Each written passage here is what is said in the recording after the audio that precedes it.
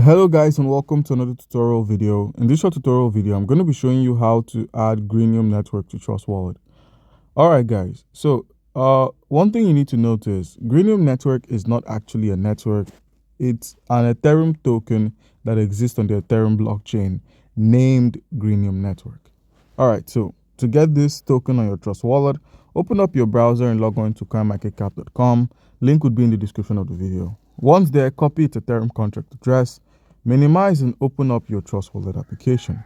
Now with the Trust Wallet application opened up, all you need to do to add this token is use the search icon at the top to simply search for Greeneum. And if you search for Greeneum and you can't find it on the search, use the icon at the top right, which is the Manage Crypto tab. Once there, use the plus icon again.